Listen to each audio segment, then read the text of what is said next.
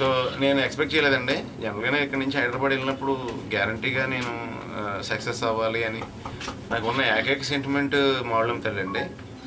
నేను ఆవిడ కాళ్ళ దగ్గర పెన్న పెట్టకుండా ఎప్పుడూ ఎగ్జామ్స్ రాయలేదండి ఇప్పుడు దాకా.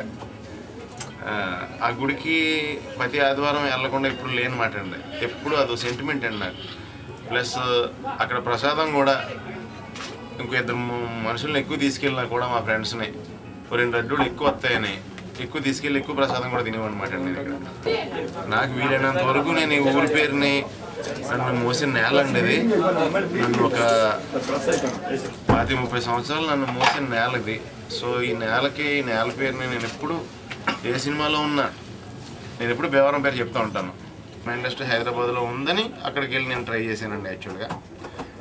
సో ఈ భీమవరం రుణం మట్టి నేను ఎప్పటికీ తీసుకోలేనండి. కానీ ఫైనల్గా ఎప్పటికైనా నేను అంతా చూసుకుని వచ్చి భీమవరంనే సెటిల్ అవుతానండి. అది మట్టికి 100% ఫ్యాక్ట్. ఆ ఫీలింగ్ అనిపిస్తుంది మనకి యాక్చువల్గా. నాకు బాధాకరమైన విషయం ఏంటంటే ఎంఎస్ నారాయణ గారిదండి. ఆయన లేని లోటు అయితే మటుకు ఎవరు తీర్చలేరండి. ఫ్యాక్ట్ అయితే నేను ఫస్ట్ సినిమాల్లోకి వెళ్ళటానికి ఆయనకే లెటర్ రాశాను యాక్చువల్గా. సార్ నాకు ఇంట్రెస్ట్ సార్ సినిమా ఫీల్డ్, మీరు వెళ్ళారు కదా భీమవరం నుంచి, అది భీమవరం అండి, నేను రావాలనుకుంటున్నాను అక్కడికంటే. ఆయన మెడ్రాస్లో ఉండేవారు అప్పుడు. ఇక్కడికి వచ్చినప్పుడు ఆయన నన్ను ఫస్ట్ ఎంకరేజ్ చేశారన్నమాట అండి. నువ్వు రా బాబు, చెన్నై రా, నేను సపోర్ట్ చేస్తాను నిన్నని. కానీ నాకు చెన్నై వెళ్ళడం కుదరలేదండి. హైదరాబాద్ ఇండస్ట్రీ వచ్చిన తర్వాత హైదరాబాద్లో ట్రై చేశాను నేను. ఫేస్బుక్లో పబ్లిసిటీ అయిపోయిందండి అంతా. మేబీ ఇలాంటి విషయాలు ఇంతకుముందు అయితే ఇన్ని రకాలైనటువంటి ప్రచార సాధనాలు లేవు కాబట్టి ఏదైనా లీక్ అయినా అంత ఎక్కువ బయటకు వచ్చేది కాదు.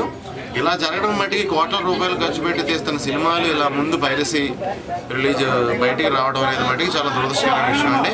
కానీ దమ్మున్న దాన్ని ఏది ఆపలేదండి.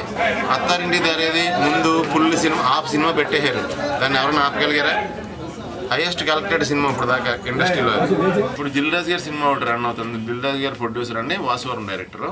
అదే షూటింగ్ జరుగుతుందండి.